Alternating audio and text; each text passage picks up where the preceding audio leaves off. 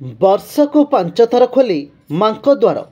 ଅଧିଷ୍ଠାତି ଦେବୀ ମା ବଡ଼ ରାଉଳ ସ୍ୱପ୍ନରେ କହିଥିଲେ ଏମିତି କଥା। କନ୍ଧମାଳ ଜିଲ୍ଲା ଘୁମୁସର ଉଦୟଗିରିର ଅଧିଷ୍ଠାତ୍ରୀ ଦେବୀ ମା ବଡ଼ ରାଉଳ ମାଙ୍କ ଏହି ମନ୍ଦିର ଏକ ପ୍ରସିଦ୍ଧ ଶକ୍ତିପୀଠ ଭାବେ ଜଣାଶୁଣା।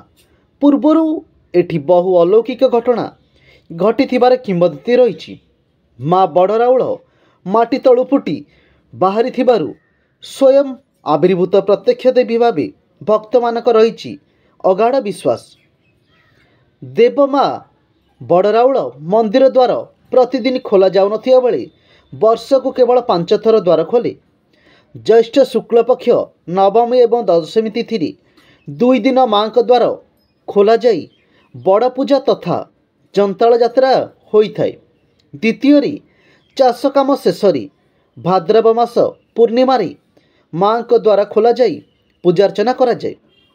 ତୃତୀୟ ଥର ପାଇଁ ଆଶ୍ୱିନ ମାସ ଶୁକ୍ଳପକ୍ଷରେ ମାଙ୍କ ନବାନ୍ନ ଅନ୍ନ ଭୋଗ ଲାଗି ହୋଇଥାଏ। ଚତୁର୍ଥରେ ପୌଷ ମାସ ପୂର୍ଣ୍ଣିମା ତିଥିରେ ଦ୍ୱାର ଖୋଲାଯାଇ ସ୍ୱତନ୍ତ୍ର ପୂଜାର୍ଚ୍ଚନା କରାଯାଏ। ପଞ୍ଚମରେ ଦଣ୍ଡଯାତ୍ରା ପୂର୍ବରୁ ଫାଲ୍ଗୁନ ମାସରେ ମାଙ୍କ ଦ୍ୱାର ଖୋଲାଯାଇ ଆମ୍ବ ମହୁଲ ସହିତ ପାଳିତ ହୁଏ ନୂଆଖିଆ ପର୍ବ। ଏହା ବ୍ୟତୀତ ଅନ୍ୟ ଦିନରେ ମନ୍ଦିର ଦ୍ୱାର ବନ୍ଦ ହୋଇ ରହିଥିବା ବେଳେ ଭକ୍ତମାନେ ବାହାରୁ ପୂଜା କରି ଯାଇଥାନ୍ତି।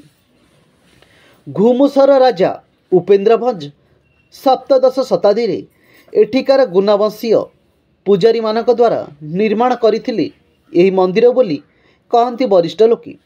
ଲୋକ କଥା ମୁତାବକ ବହୁ ବର୍ଷ ପୂର୍ବରୁ ଘୁ ଉଦୟଗିରି ଏକ ଛୋଟ ଗାଁ ଥିଲା। ଦେବୀ ଯେଉଁ ସ୍ଥାନରେ ଫୁଟି ବାହାରିଛନ୍ତି ସେହି ସ୍ଥାନରେ ମକା ଚାଷ କରିବା ପାଇଁ 2 ଜଣ ଆଦିବାସୀ ହଳ କରୁଥିଲେ। ସେମାନେ ହଳ କରିବା ସମୟରେ ଗୋଟିଏ ସ୍ଥାନରୁ ପ୍ରଚୁର ରକ୍ତସ୍ରାବ ହୋଇଥିଲା। ଏହା ଦେଖି ଭୟଭୀତ ହୋଇ ସମସ୍ତେ କୁରୁମୁଙ୍ଗିଆ ନିକଟ ଜଙ୍ଗଲ ପାହାଡ଼ ପାଦଦେଶରେ ଥିବା ରେଟୁଡ଼ିକୁ ଯାଇ ରହିଲେ। ସେହିଦିନ ରାତିରେ ଦେବୀ ମା ଗୁଣବଂଶ ମୁଖିଆଙ୍କୁ ସ୍ୱପ୍ନାଦେଶ ଦେଲେ।